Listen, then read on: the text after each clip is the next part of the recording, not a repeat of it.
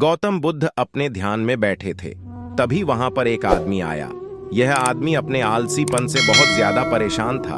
आलसी आदमी गौतम बुद्ध से बोला, महात्मा जी मेरी मदद कीजिए, मैं अपने आलस्य से बहुत ज्यादा परेशान हूँ। आप ही कोई उपाय बताइए जिससे मैं अपने इस आलसीपन से छुटकारा पा सकूं।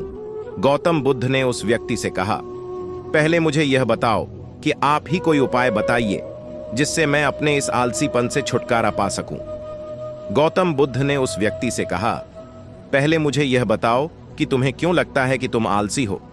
आलसी आदमी बोला, सिर्फ मुझे नहीं, मेरे परिवार वालों को, मेरे दोस्तों को और मेरे आसपास के सभी लोगों को ऐसा लगता है कि मैं बहुत आलसी आदमी हूं। गौतम बुद्ध ने फिर उससे पूछा, क्या तुम जानते हो आलस्य होता क्या है?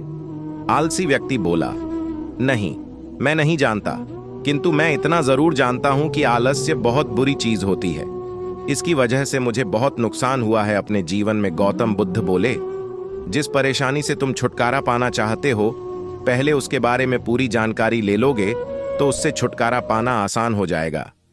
आलसी व्यक्ति बोला, भगवान, इतनी बुद्धि तो मुझ में नहीं है, कृपया आप ही मुझे इस समस्या के बारे में कुछ जानकारी दीजिए। गौतम बुद्ध बोले, आलस्य एक मानसिक अवस्था है, एक विचार है जिसे जाने अनजाने में हम खुद ही जन्म देते हैं।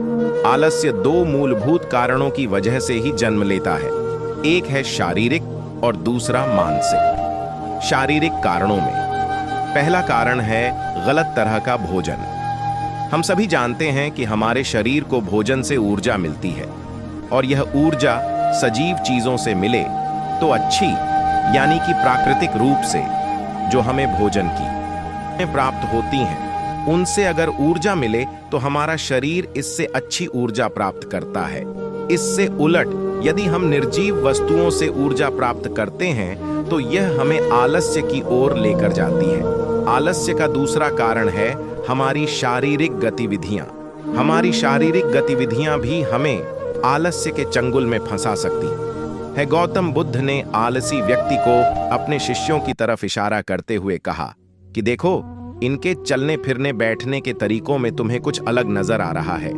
जब आलसी व्यक्ति कुछ समझ नहीं पाया तब गौतम बुद्ध ने उससे कहा, मेरे शिष्य जब भी बैठते हैं तो वे रीढ़ की हड्डी को एकदम सीधा रखते हुए बैठते हैं। चलते हैं तो उनके दोनों पैरों के बीच अच्छे से संतुलन बना रहता है और जब वह सोते हैं तो उनका शरीर एकदम शिथिल रहता है। ऐसा करने से उन्हें रात्रि में एकदम सही तरीके से नींद आती है। आलसी व्यक्ति बोला, लेकिन नींद तो आलस्य का ही एक स्वरूप है। बुद्ध बोले, हाँ, अगर उसे ज्यादा मात्रा में लिया जाए तो बुद्ध ने इस बात को आगे बढ़ाते हुए कहा, नींद कम मात्रा में लोगे तो तुम्हें अगले दिन थकान महसूस होगी और ऐसा करने से शरीर में ज्यादा आलस्य आएगा। अगर नींद ज्यादा लोगे तब भी यही परिणाम होगा। इसीलिए नींद को ना ज्यादा ना कम, एकदम सही मात्रा में लेना अति आवश्यक है। आलसी व्यक्ति बोला, हाँ, यह तो मैंने भी अनुभव किया है। बुद्ध बोले, अब मानसिक कारणों के बारे में जान लो। मानसिक कारणों में सबसे पहले हैं हमारी पुरानी गलत धारणाएं।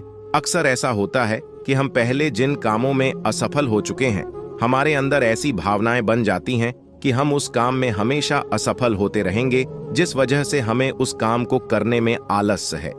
ऐसी धारणाओं से छुटकारा पाने का एकमात्र उपाय यह है कि हमें अपने मन को यह समझाना चाहिए कि पिछली बार हम जब उस काम में असफल हुए थे तो हम उसके बारे में कम जानते थे, लेकिन अब हम उस काम के बारे में उससे ज्यादा जानते हैं, क्योंकि असफल होने के बाद हम उससे काफी कुछ सीखे भी हैं। बुद्ध बोले, दूसरा कारण है आलसी और कामचोर लोगों की संगत। कई बार ऐसा होता है कि हम आलसी नहीं होते, मगर जिनके साथ हम रहते हैं हम उन जैसे बनने लगते हैं। इससे छुटकारा पाने का उपाय बहुत सरल है। कामचोर और आलसी व्यक्तियों से दूर रहो।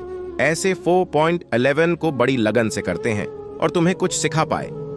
गौतम बुद्ध ने तीसरा कारण बताते हुए कहा, यह कारण आलस्य के लिए सबसे बड़ा कारण है। काम को कल पर टालते रहना, अर्थात कोई काम जो करने के लिए बताया जाए उसे यह सोचकर टाल देना कि यह काम कल कर लूंगा। यह कारण इतना शक्तिशाली है कि किसी भी व्यक्ति को बर्बाद कर सकता है। इससे बचने का सबसे आसान उपाय यह है कि जो काम जितनी जल्दी संभव हो उतनी जल्दी समाप्त कर दिया जाए। गौतम बुद्ध ने आलसी व्यक्ति से एक सवाल पूछा। बुद्ध ने कहा, मान लो तुम किसी रेगिस्तान में फंस गए हो और तुम्हें बहुत जोर से प्यास लगी है, तो तुम क्या करोगे? आलसी व्यक्ति बोला, मैं जल्दी ही रेगिस्तान के आसपास कोई गांव की तलाश करूंगा या ऐसी जगह की तलाश करूंगा जहां पर मुझे पानी मिल सके। गौतम बुद्ध बोले, अगर तुम्हें काफी देर ढूंढने पर भी पानी ना मिले तब तुम क्या करोगे?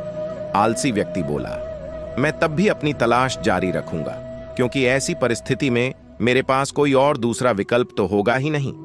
गौतम बुद्ध बोले, बिल्कुल सही।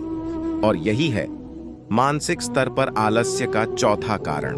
किसी भी निश्चित लक्ष्य का ना होना, यह भी व्यक्ति को आलस की ओर लेकर जाता है। सुनो, पांचवें कारण के बारे में गौतम बुद्ध बोले, सोचो कि तुम्हारे पास काफी सारे सोने के बिस्किट है जो तुम्हें एक जगह से दूसरी जगह लेकर जाना है। तुम चलते चलते थक जाते हो और किसी पेड़ के नीचे बैठ जाते हो और तभी तुम्हें दूर से तुम्हारी तरफ दौड़कर आ रहे डाकू दिखाई देते हैं। तो क्या तब भी तुम आलस करके वहीं बैठे रहोगे या ऐसी परिस्थिति में तुम वहां से उठकर दौड़ने लगोगे? आलसी व्यक्ति बोला, जी मुझे वहां से दौड़ना ही पड़ेगा, नहीं तो मेरी जान और सोने के बिस्किट दोनों खतरे में पड़ जाएंगे। बुद्ध बोले, यानी कि तुम्हारे पास एक ठोस वजह होगी दौड़ने के लिए, यही है आलस्य का पांचवा कारण, किसी भी काम के लिए ठोस वजह का ना होना। आलसी व्यक्ति महात्मा बुद्ध की बातों से संतुष्ट होकर बोला, महात्मा जी, मैं अब आलस्य के बारे में सब कुछ जान चुका हूं और अब मैं इन सभी कारणों पर काम करूंगा और अपने आलस्य को दूर भगा दूंगा। दोस्तों, आशा करता हूं गौतम बुद्ध और आलसी व्यक्ति की यह कहानी आपको अच्छी लगी होगी और इसे सुनने के बाद अब आप कभी भी जीवन में आलस नहीं करेंगे। यह कहानी आपको कैसी लगी कमेंट में जरूर बताएं। फिर मिलते हैं किसी दूसरी मोटिवेशनल कहानी के साथ। नमो बुद्धाय। अपना ख्याल रखना।